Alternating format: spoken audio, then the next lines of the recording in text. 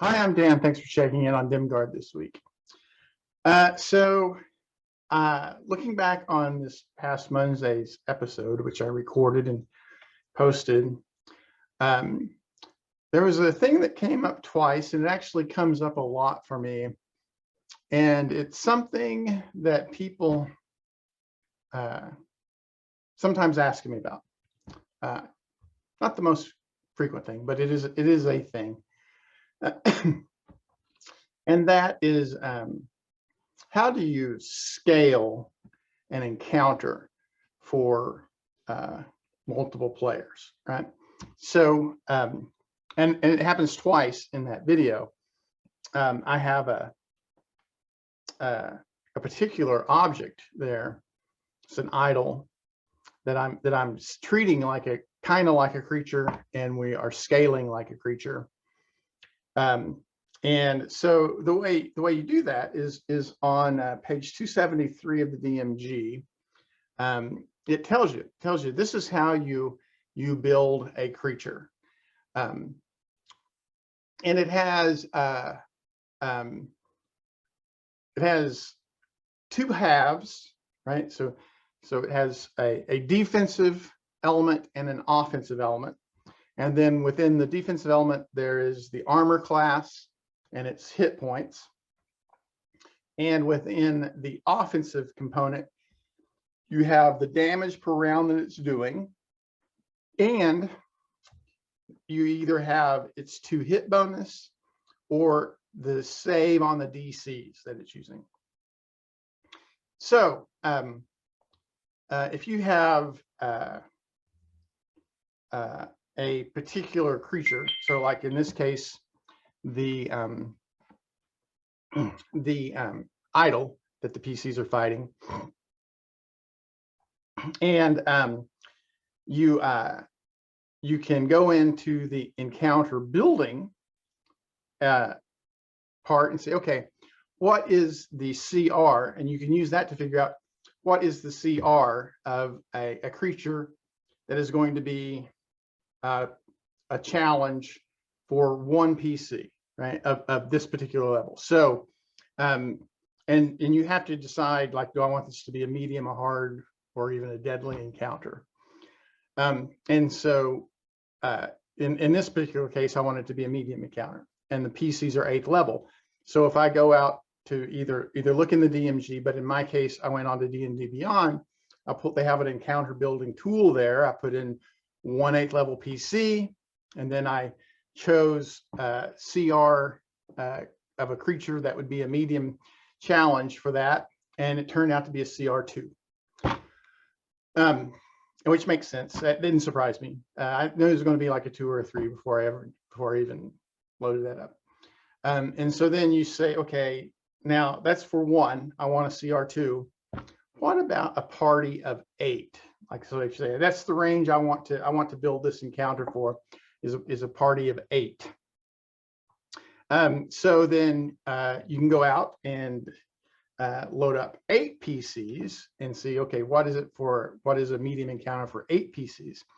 And in this particular case, that worked out to be a CR9, right? So then I've got, okay, I need this particular creature as a solo creature, the idol that they were facing, to be from a CR2 all the way up to a CR9, and that increasing 1 for each PC that I add to the party. And so then how do we do that? So if you look on page 274, it tells you the actual values that CR is increased by. And what I have found is that, you know what, if you start out with the low CR, so CR2 in this case, and kind of make it on the high end of the CR. So like, for example, if you look at a CR2, its expected armor class is a 13. And so I said, I'm going to make this one, the CR2, a 14, which you can do. Like within the rules there, it's completely valid to choose a 13 instead of 14, or 12 instead of a 13, if you want to make it a little easier. And then And then once I do that, a 14 is going to be a valid armor class pretty high up, because it is one higher than the low end. So I was like, okay, then I just need to increase the hit points for the defensive side. And so I increased the hit points, the equivalent of 15 for each additional PC that's added on there. And then that scaled the defensive up. And then it's okay, so what do we do about the offensive side? And I kind of did the same thing with the DC. I chose a save of a 14 because that was one more than the 13 that's expected. And then I have it to where at the beginning of each round, kind of as a layer effect, so on initiative count 20, the idol sends out this psychic pulse that does 15 damage to everybody, right? So that means for one PC, it's going to do 15 damage. For two PCs, it's going to do 30 damage, right? And I'm sorry, it does 6. It does 6. So it's increasing by 6 damage per round for each PC, and then that's going to naturally scale up, right? Because each 6 you add to that CR2 base, it's going to increase the offensive CR by 1. So then we've got the defensive going up 1 for each PC, and we've got the offense going up by 1 for each PC, and you end up with this nice smooth incremental increase as we add each PC. Now they fought a young sea serpent. A young sea serpent starts out as a CR6, and I was all right with that being a hard encounter instead of a medium encounter. But then in order for it to be a medium encounter, there've got to be 3 PCs. I mean, a hard encounter, it's got to be 3 PCs. Anything less than 3 8th level PCs, and it's considered deadly.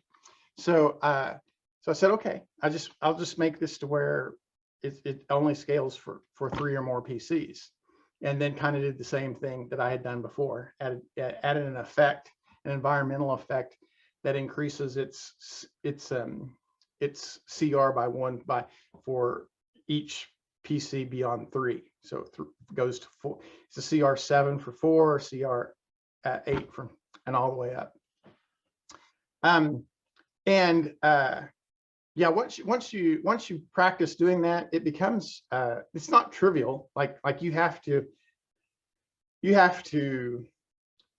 like, the real challenge of it is within the context of the story. How do I fit these effects in that are going to be doing these party-wide damage once per round, so that it can scale up on a per PC level? Or how am I going to increase its hit points so much for each PC without just handing it and say, yeah, for each PC they get an extra 15 hit points, right? You need it to be somehow within the context of the story. How does this make sense? But I like that. I like that as from a story building challenge. I like that, saying, okay, what is it that this creature can, in this encounter, can be doing that is going to inflict party-wide damage, 6 points per PC every round, or what can he be doing that is going to increase his hit points by 15 per PC over the course of the encounter? So yeah, so that's pretty good. I just from a rule standpoint and a story building standpoint and a challenge as a DM, as a world builder, that is interesting and fun for me. So that's what I guess this was a short one this week, but that's okay. If you found it helpful, please hit the like button so that others can see it. Come out with these every week, so you can hit the subscribe button if you want to make sure that you get notified of them all. If you have something to comment about it, that is not just welcomed, it is encouraged. You can reach out to me on social media if you want to engage me personally and directly. I put my email, Facebook, and Twitter information on each of these videos. So until next week, thanks for tuning in.